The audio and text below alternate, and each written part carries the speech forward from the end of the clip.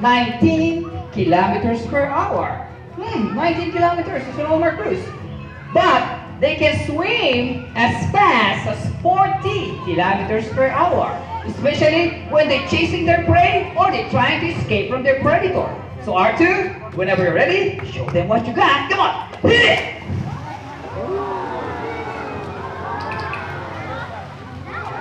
And that we go, a fast swim! Well, let's give a big hand for R2.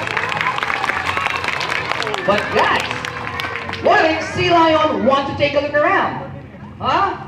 They will lift their body on the surface of the water to see over a long distance in the ocean.